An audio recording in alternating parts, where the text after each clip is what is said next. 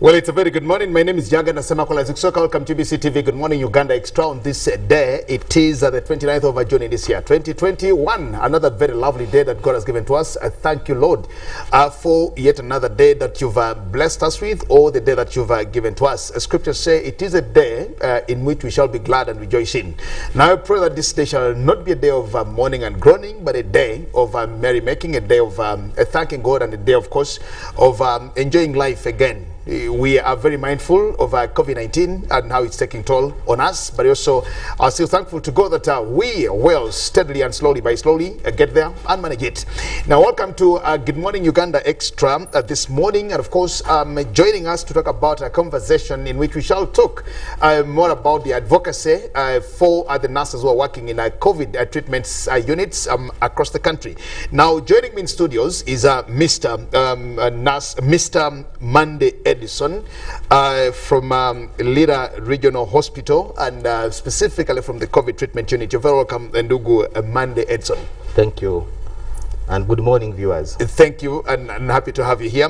Together with Mr. Monday is Dan Muramuzi, an executive member of the Association of Graduate Nurses and Midwives of Uganda, and also a research student at Mackay University, but works with Mbarara Regional Referral Hospital, COVID treatment unit. You're also welcome, Ndugu Muramuzi.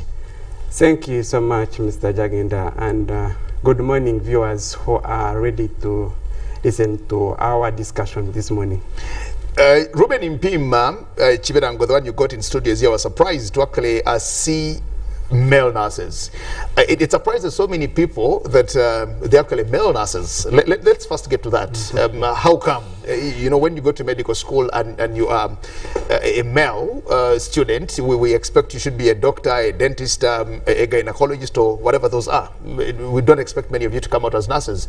Let's start with us. Isn't it queer that you are nurses, but yet again male? Thank you so much, Jagenda. Last time when I was here, you did ask me the same question. But I think with time, the community will change, and I appreciate that nursing is a profession. It's not a gender-related sort of a profession. It's an overall profession that admits all genders, be male, boy, female. And this is common in African setting and resource setting centers, where majority of nurses are female, and the community normally takes it as how the generation has shaped the profession. But nursing as a whole has changed, and now it takes up both males and females. It's really different from how the communities perceive the profession. Okay, very important. Just before I get to Edson here, you work with the Mbarara Regional Hospital, and specifically the COVID treatment unit. What's the situation like in Mbarara? Okay, maybe before I go to Mbarara, maybe I need to introduce myself to where I belong. I'm a member of Association of Graduate Nurses and Midwives of Uganda. And our role is to shape the pride of nurses in the country and advocate for better and transformative profession in the entire country. So coming here this morning, I bring greetings from the membership of the Graduate Nurses and Midwives of Uganda, and we are all in this. We are participating in the fight against COVID.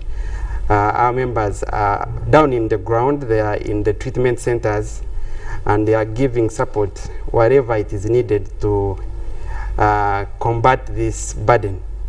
So this is what really made us come this far. So if I come to your question of Mbarara, Mbarara Regional Referral is also among the treatment centers for COVID management, and since the first wave up to today, we have been managing cases, and I need to inform the public. I'm not the spokesperson of Mbarara Regional Referral Hospital, but I'm just talking on behalf of nursing. But improvements have been made, recoveries have been made. People are recovering and are going home However, mortalities are also on ground, and I need also to inform the communities that there is a wave now of there is a wave of information that people have now tainted on media platforms and other media platforms, where it's now who has died, not who have recovered. And it's tainting a bad image to the public that probably almost everyone is dying, no one is recovering. So we need to inform the public as media platforms that people are recovering from COVID, but some are dying. It's unfortunate. Okay. Well, thank you so much. Mandy, welcome to the conversation, and I thank you so much for joining us from Lira. Now, he introduced himself and talks about what he called the graduate nurses and midwives of Uganda, which I think is an association of sorts. But there's also a union called Uganda Nurses and Midwives Union. And I just want to know, because I think there are quite a number of associations, organizations amongst yourselves, and we do not know which one actually ably represents the views of the nurses in the country. Is it the graduate association here, or is it the union, or there could be even another one? And which one do you specifically belong to? Okay, thank you, the moderator. I think, like Kaja mentioned, I'm from Lira COVID Treatment Center.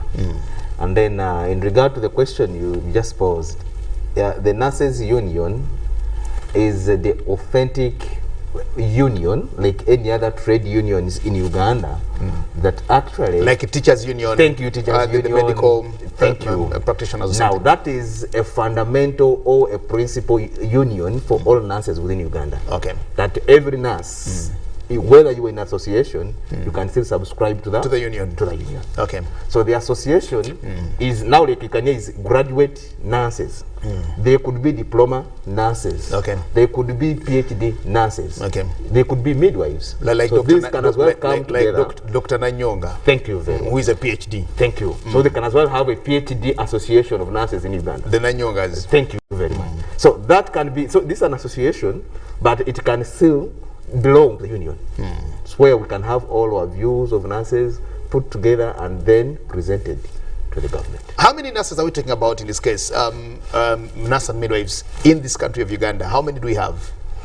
Okay. You may not be exact, but let's just get the figures. Yeah, I think the last time I looked at the figures in Uganda, I think we were in about, is it 4,000 something nurses? Those are the ones that have been legally registered. But there are many other nurses out there who are not even registered by the Nurses Council.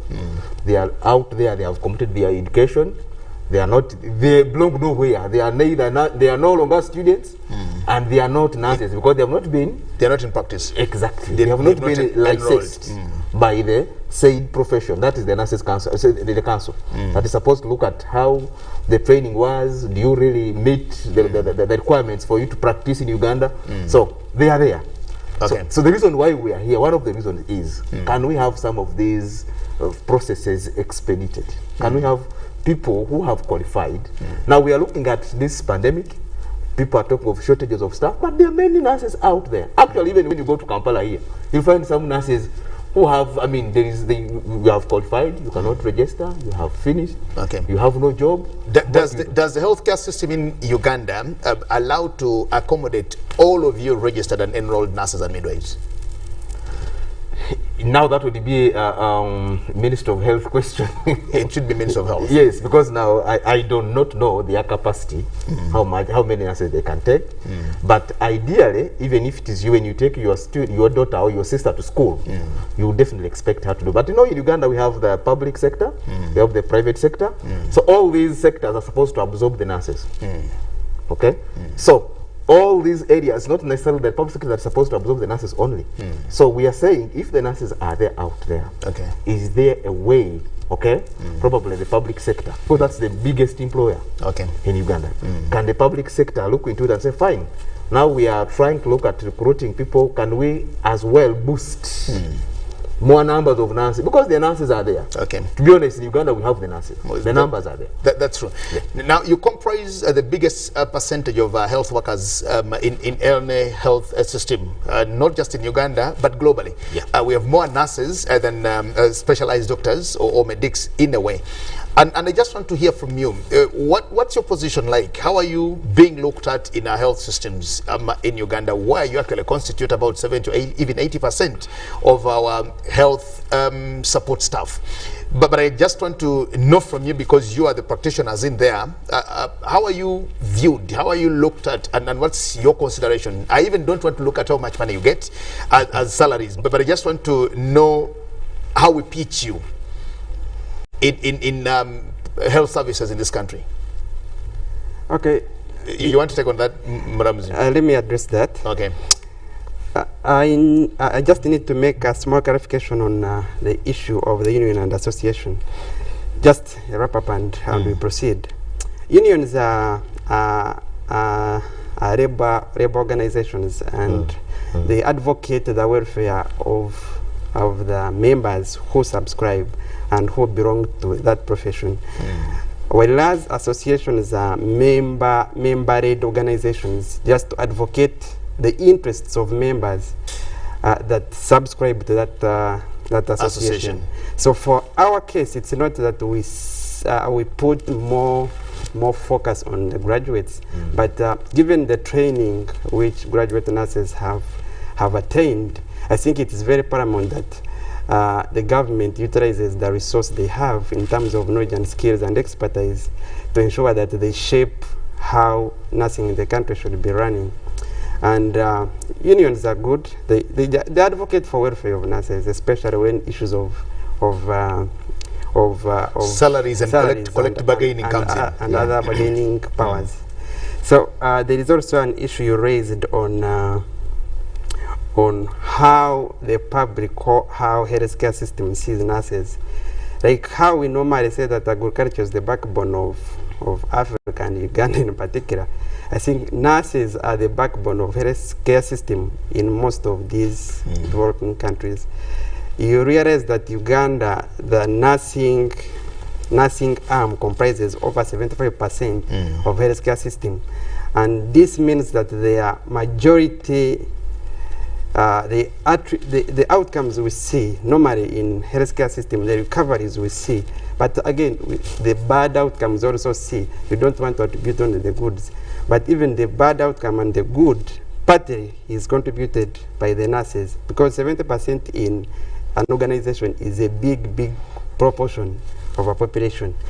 I need also reiterate that the staffing capacity we have now in Uganda does not meet the required WHO requirement for when you come to nurse-patient ratio. And it's not that trained nurses are not there.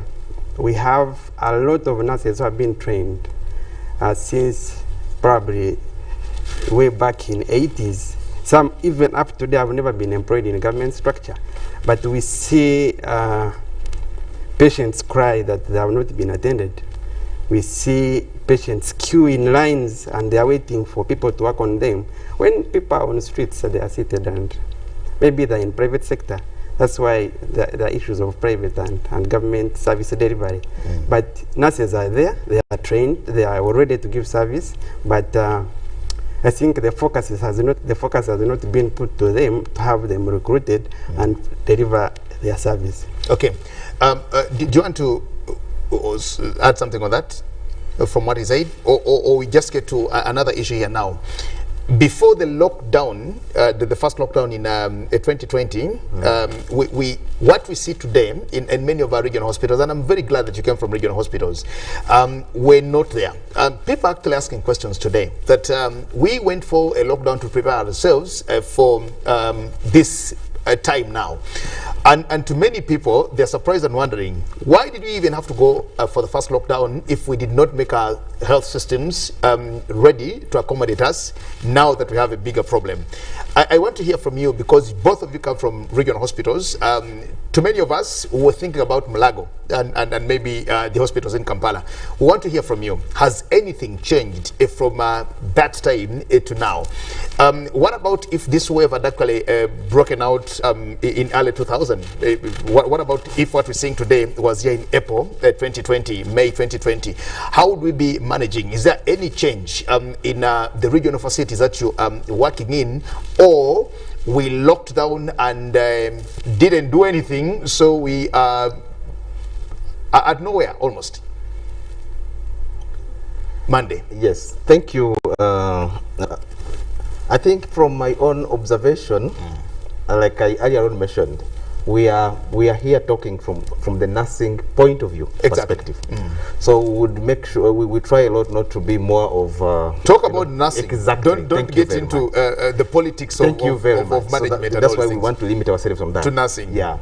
Now, when you look at the regional structures and setups in regard to following the pandemic declaration in Uganda. From where I come from, that is Lira Regional Referral Hospital. How long have you been there? Now we're here. For a whole year? Since when the pandemic was there, so we were recruited and taken up there. Now, for Lira Regional Referral Hospital in particular, I would say there is a lot that has changed. Okay. And there is a lot, and a big number of people that have gone through Lira COVID Treatment Center, and they have improved.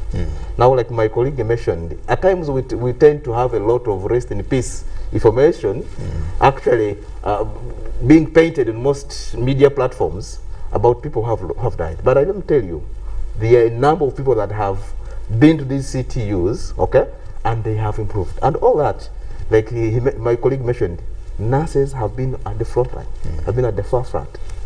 Now, when you say, has anything been done? Yes, people are recruited. They were there, and actually they have been there. And these centers in all regional hospitals, they are functioning. They are there. Okay. How big is your treatment center in Lira? Yes, our treatment center in Lira, it is a full department. Okay. Now, and we can accommodate about 30 patients. 30. That's our capacity in Lira Regional Hospital. And if these 30 patients can be accommodated in the hospital, that means we have a high dependency unit. We have an ICU. We have the ICU equipment, but we don't operate an ICU. We instead run a high dependency unit. Okay. Yes, an HDU. So we have about 10 beds that can run an HDU. Okay. Within Lira Hospital, COVID Treatment Center. So that is. So there is no ICU in Lira. Or there is, but you like when we talk of an ICU, there is no a functional ICU, but we have a high dependency unit. So does but we do have. Does HDU work like an ICU or something?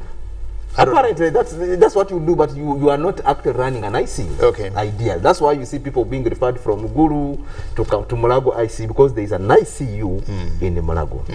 Yes, but we do have, I think, what it can take apart from human resource. Okay. To run an ICU. Okay, let's talk about the human resource itself, because we will not. You can accommodate about 30 patients in the CTU in Lira. But how about the human resource itself? I want to look at you now, the nurses who are there, because you are the cracks, you are the fulcrum of the health systems, and I want to know how you are, how you're managing, and maybe the challenges embedded in there. Thank you. In Lira, for Lira in particular, we have a number of 9 nurses in Lira Treatment Center. 9 nurses. 9 nurses. However, the management, the leadership in Lira has been always there for the CTU department. Whenever there is any need or change, usually they can make transfers from the hospital to CTU to boost. But all in all, the numbers are not enough. Now, when it comes to changes, now getting back now to the nursing experience at work. When it comes to the changes or the numbers of patients increasing and the demands of the care the patients expect from the nurses getting high. Now, these few nurses running a 24-hour shift. Exactly. Okay? It is actually not, they're actually not enough. And so what happens? There's a law that follows that. You have to stretch.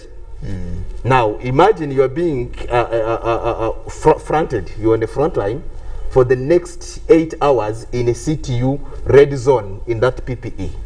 Because there's nothing, no option. The only option is you are the one on duty, you're one person on day, seeing 20, 30 patients, 10 of them are on oxygen, and oxygen is getting finished, they need more, you have to refill oxygen cylinders, and you have to be there. Okay, so it is quite stressing to the nurse. It is very, I mean, the situation is not easy for a nurse, but nonetheless, they have kept moving. We are there. So we are calling upon, please, it is too much. Now that the information about the second wave coming in, the numbers we saw in the first wave is not what we are seeing today. The nursing care you offer to the patients today is not what we offered the previous. Remember, the numbers have not changed. Of the staff. Of the staff. The human. But we are there.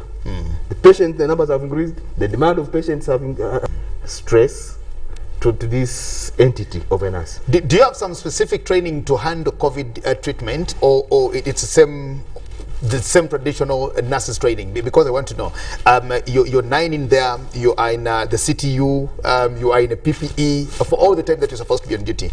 Do you get specific training to manage the situation now, or it is that same training that you got in college or when you're enrolling or graduating as a nurse? Oh, I think we should thank the government of Uganda. I think during the first train, there was a lot of trainings, especially for the team that was recruited to take care of COVID cases. There was even up to date in most CTUs, let me say in Lira, every morning we have meetings and no meetings, trainings. Anything new that comes up, then you have to be training, because we need to protect ourselves first. We need to be at the forefront of knowledge. Whatever is coming up, we need to be in the know, or else we lose the health workers. So there is continuous training. Government has been arranging conferences, meeting workshops and trainings. So there is a training outside what you get from the colleges. Well, we are advocating for nurses working in COVID treatment units across the country. I think there are 18 regional hospitals. We have 18. I'm not very sure about the numbers, but I think there should be 18 regional hospitals across the country. And I just want to, let me come to Mbarara. Let me know what you're actually doing in Mbarara, Mr. Muramuzi here. How is it in Mbarara? And from then and now, we want to hear from you. And like he talks about Lira, there are 9 facility, and I want to know, is it better with you in Mbarara? And the challenges that you're also finding. I know that those challenges that could be uniform to all of you in Lira, in Masindi, in Imbale, and everywhere, in Gula and everywhere. Thank you, Jagenda. As of today, we have lost at least 35 nurses in this second wave. Across the country? Yes. And like he said, when you have a small staffing capacity, it means if I'm on the shift alone and our ICU admits roughly 20 patients to capacity, it means a nurse works on 20 patients in a shift. So these are not usual patients who are coming to get treatment and they walk out. These are patients whom vitals need to be monitored very closely, and intervention is done in case of a need. When I say vitals, I'm talking of COVID. We need to monitor their oxygen very, very closely. And I may not want to talk the issue of oxygen issues, especially what we have had in the past few weeks. Everyone is getting enough oxygen with good pressures to ensure that the patient keeps saturating very well. So losing one nurse means you're putting 8 patients at risk in one day. And in a month we work, depending on the shifts you're running. If you're doing 12-hour shifts, then you are running around 15 duties in a month. If you're doing 8-hour shift, then you're doing approximately 21 days in a month. So if you have lost one nurse, then you can count how many patients you're put at risk in a month. Then at the end of the year, you know how much patients you're put at the risk. So nurses are also human beings like any other person. So doing that routinely for entire months causes torture in us. you know, giving 100% of what you think was necessary for the patient, and probably because you're overwhelmed and you don't have a way out, you start developing psychological torture in your mind. So the issues of staffing are not just having people come or just recruiting. My colleague mentioned that in the first wave, the government made a nice intervention in recruitment. They came within central region and recruited people who are training in ICU, who have been working in ICUs in Kampala, that are well equipped with modern machines. So the issue was only to have infection control skills. Part of ICU skills was perfect. So they took them up country to support up country ICUs.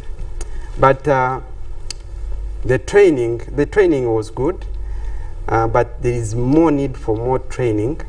And there is also still an opportunity to tap from people who have studied critical care and they have mastered the art of critical care. Mbara University has been producing critical care nurses for how many years now? About 5, 6 actually.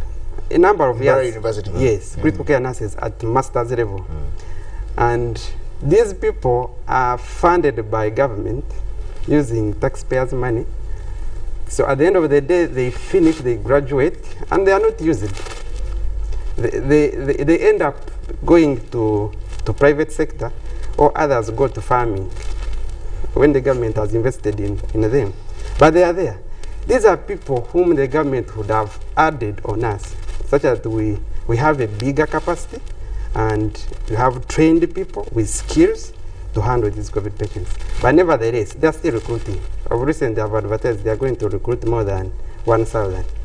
Maybe we should pray that they add them on us, such that we are not reached to maximum limit. But it causes more worries, especially when you see your relatives coming. Imagine, Jack and I have been in the COVID ICU unit, probably had your relative there, and you have stretched for probably 24 hours. There have been issues where someone has worked for 24 hours, and you know your relative is in, but there is no one to relieve you. And by default, your body will get tired, so you will move out of ICU, and you're like, how is my relative going to survive in the next 8 or more hours? That is why there is now an advocacy for psychosocial support to all nurses working in COVID units, because for more than 1 or 2 reasons, they are psychologically tortured. You know, giving in what you think was enough to the patient, and the patient still dies, or because of system errors. Because there are system errors which I think sometimes they lead to the death of our patients. A case in point, machines to use to make that ICU bed. You know, I think the public does not know what an ICU bed is. So a bed with a ventilator, with a monitor, with an oxygen source, with a nurse and a doctor ready to attend to a patient, among the issues that make an ICU bed. So it's not an everyday bed. No, it's not an ordinary bed that you can just which procure you just anywhere, come anyhow. and you sleep, then the nurse comes at midday, gives you treatment, and he goes. So when you talk about ICU beds, we talk about something very different, very sophisticated. It's big, it's big. So the government procured the equipment, and some of these equipments had no spare parts. So when they got faulty, now some hospitals have the equipment, but so they're not functional, and they can't fix them. You see, now if I come and connect you on a vent, and it's done for repair and maintenance, for me I feel tortured, because you want to be like, I'm causing the death of this patient because the machine has failed to work. Or they have not recruited a biomed to repair the machine. Or you have an oxygen plant that doesn't have capacity to serve, because previously regional referrals had 6 ICU bed, 10. You find like they have 10, but maybe like 7 are functioning. So the oxygen plants had capacity to supply oxygen on regular basis. Now, because of COVID, ICUs, they have kept the normal ICUs. They have added the COVID ICUs now, and normally, most wings have been working now. So the capacity of oxygen plants have been overwhelmed. The pressures cannot be enough. So the patient dies, not because you have failed completely. Okay, we don't know when the patient will die. We try to prolong this, but you find the patient dies because of some system errors and human errors. So all that adds to a nurse, because you go to a unit and you want to be there 24 hours, no, 12 hours or 8 hours depending on your shift. And all of this keeps building. Okay. So at the end of the day, you move out of the hospital with questions. Do I have capacity to upgrade the plant? You don't have it. Do you have capacity to more, such as You don't have it. the ratio of nurse to patient? That's what exactly coming to name given environment. What are the standard requirements, the ratios, for example? So in raw resource settings, for IC in particular, because our focus is in ICs now, COVID treatment units, in raw resource setting, 2 to 3 is recommended, because they know that 2 to 3 what? One nurse to two patients. 2 to 3 patients. One nurse, 2 to 3 patients. Because that's what would be ideal. that is what would be ideal for raw resource centers. But developed countries, you want to one, because you want to have the... So what's practical now?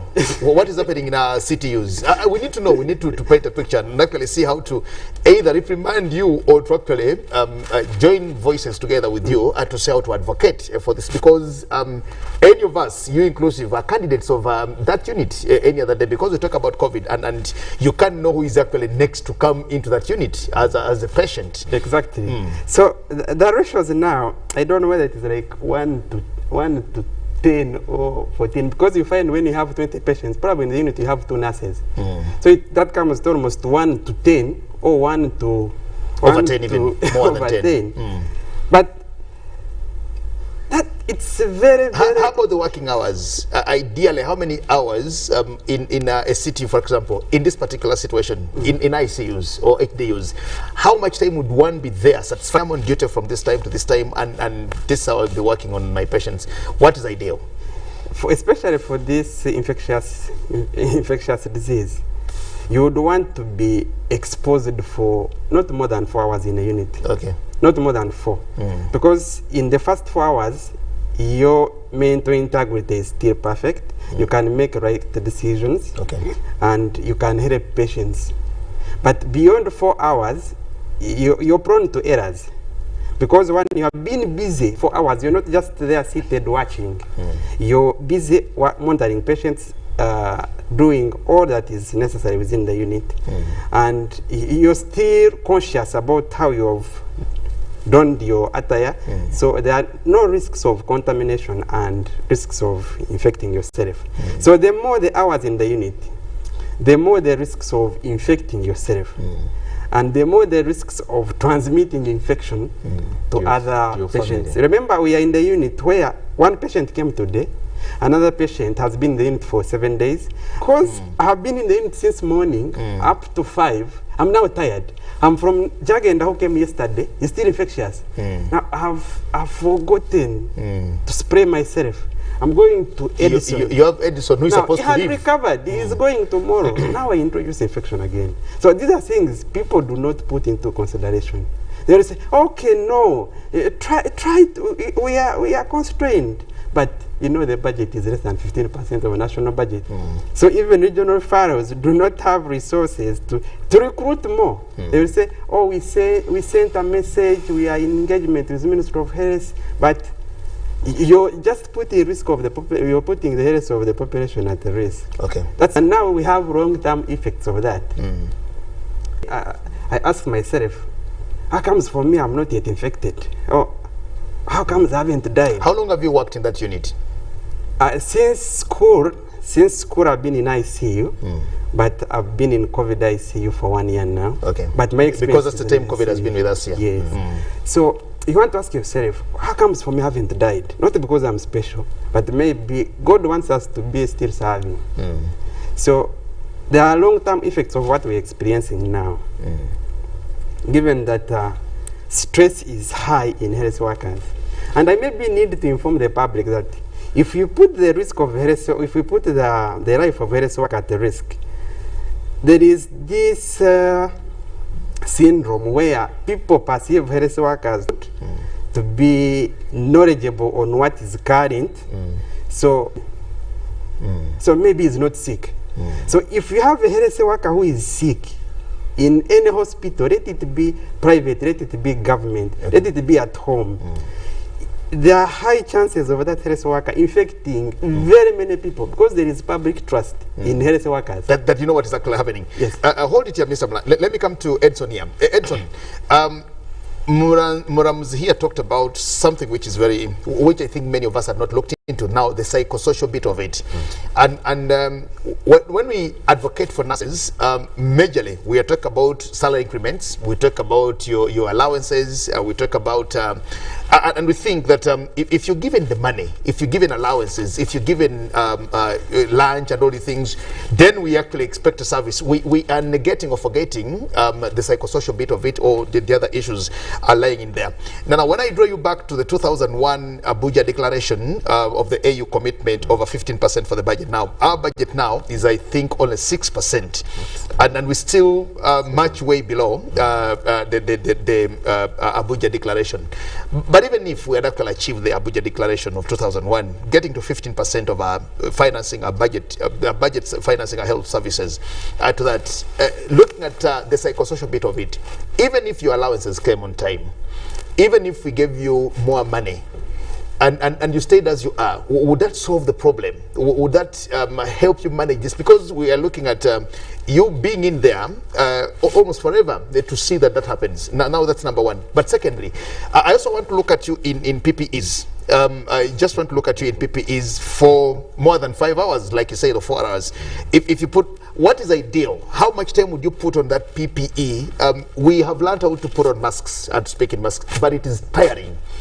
And I thank God I'm not actually a medical practitioner, because I don't think I would have to put on a mask every now and then.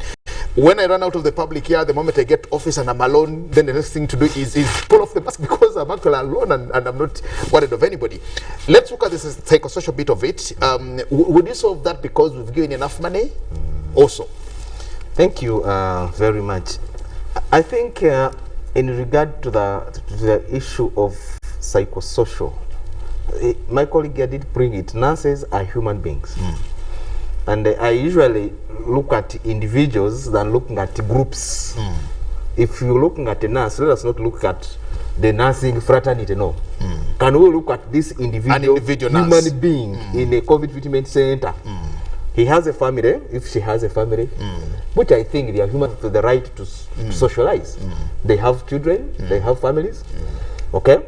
Now, they expect a pay, which probably the government has been giving, the government has been paying. They expect allowances for their risk they take. Risk allowances. For what they're doing. Which is okay. Sometime back it was okay. But what about the other element? You see, when COVID, the first time we had the first wave in Uganda, the COVID treatment team were actually isolated. I just want you to know that. When we were taken up, posted to these regional hospitals, we were given particular areas where we were put in just as COVID treatment team. You eat your food, they bring you food, you sleep there. From that hotel, you're like prison warders. Exactly. Yeah. Now that already was separation like from, and to us it was okay, because this is something you don't want to also infect your family. Okay. So to us it was fine. Now, this is where you separate from your social groups, your family, your whatever, okay? You are there. Now, that does not leave you physically okay. It has a particular effect on your psychological, because you are no longer living the routine life you are used to. Now, there was that fear of the unknown. Even when the COVID was declared a pandemic in Uganda, we did not know. We had the trainings, fine, prevent it. But you know, like you've been seeing on the social media, everything new comes. I mean, every day something new comes up. This is COVID. This is COVID. So there is that perceived fear in this nurse on the front line. And it's even worse.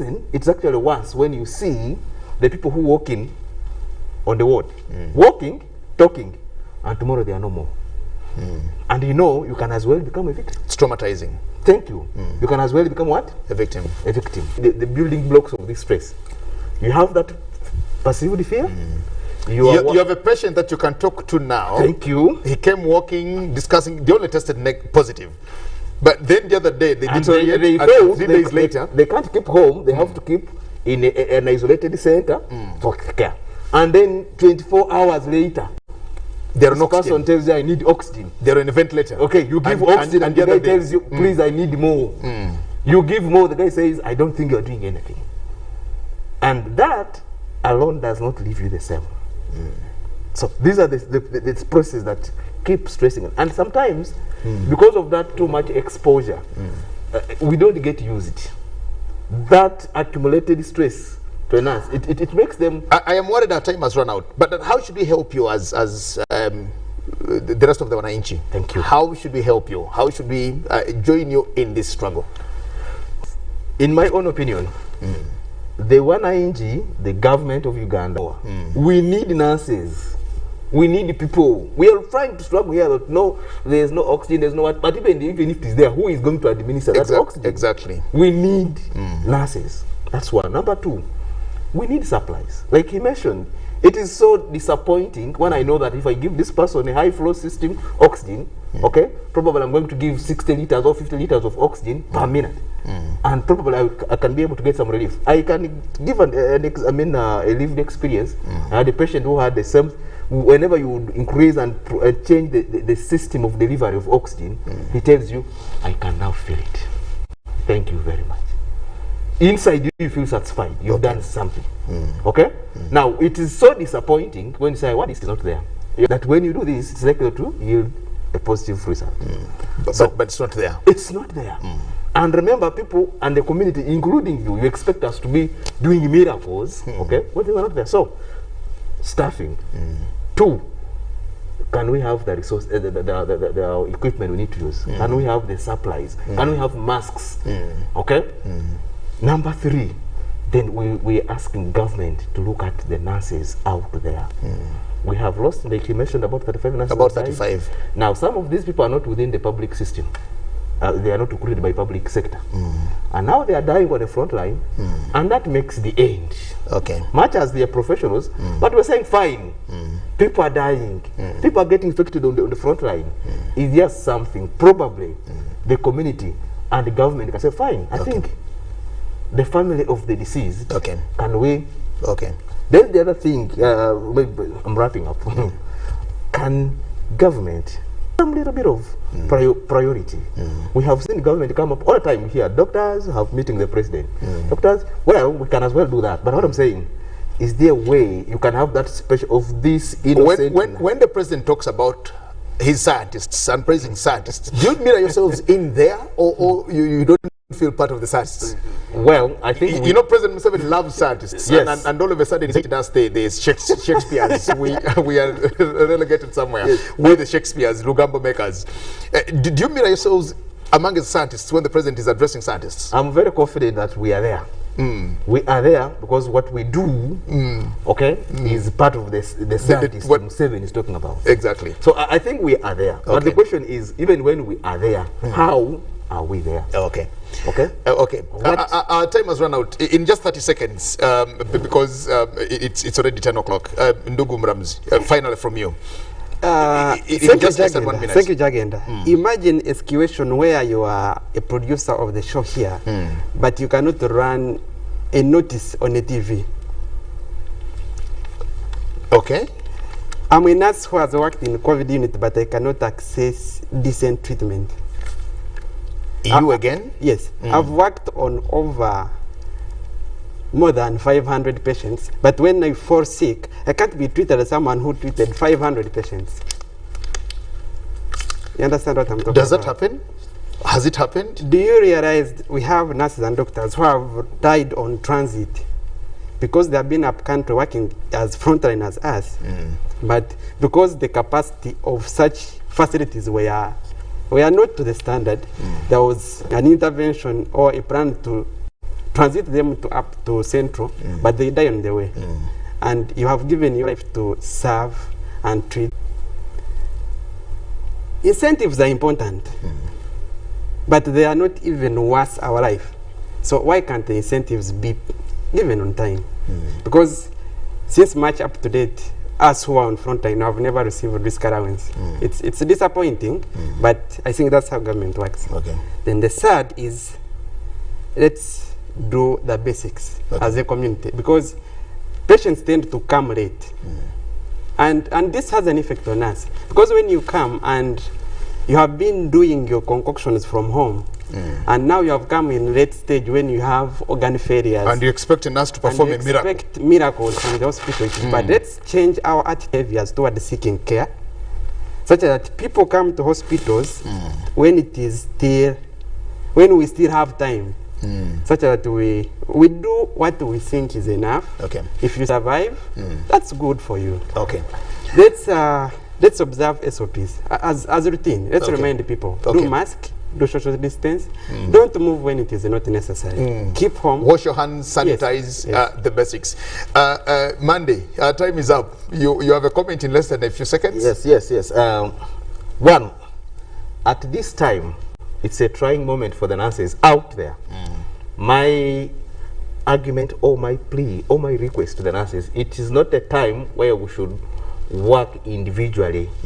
It is a time for us to team up, synergize, and that solidarity is required at this time more than ever before. Okay. We need to work as a team, and we need to see ourselves as a team, not as individuals who know more, those who don't know more. Let us support one another, and we shall go through this. Well, I thank you so much. You want to say? Yes, I want to say greetings to my people. Okay. Whoever is watching me, and my family in Mukono. I remember one of the legends, Madame Jamaima Mutabazi. I know she's in Hoima, probably watching. And then my team in Lira, the COVID treatment team in Lira, the SPNO in Lira, and all those OBs and friends out there watching us. Well, I want to thank both of you gentlemen, nurses, Dan and Mandy. Thank you so much. You've given us a picture of what is happening in the COVID treatment units across the country. I'm happy to have you here this morning. Thank you. And I think I should be your advocate as well, to see how to, because we've castigated, and I talked about you, the nurses, especially when somebody dies, and we say abasawo bakola nnyo naye ate gundi yafudde. Now okukola nnyo cannot end in somebody dying.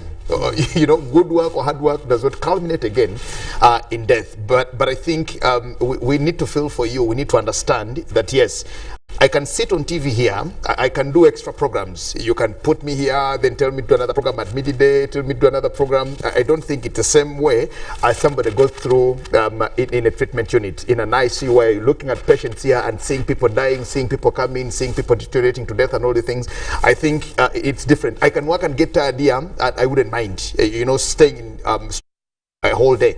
But I don't think it's the same being in a ward, looking at people dying, gaining, and you know, recovering and doing all the things, which I think is. But I want to thank you so much, and we pray that the world out there, the public, will actually understand that you're actually doing a commendable job, and I pray that the powers that be remember, recognize, and of course put you up there, not just as essential, as the word essential now is, but I think you should be extra essential. You should be more essential. We thank you so much. My name is Jagana Semakola Psychosocial. We'll stop the bet here. And of course, I'm telling you that we'll return tomorrow with Good Morning Uganda Extra. For God and my country, stay blessed. Bye-bye.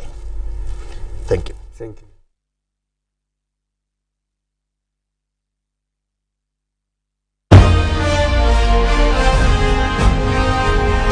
Live from UBC Studios in Kampala, this is Good Morning Uganda Extra.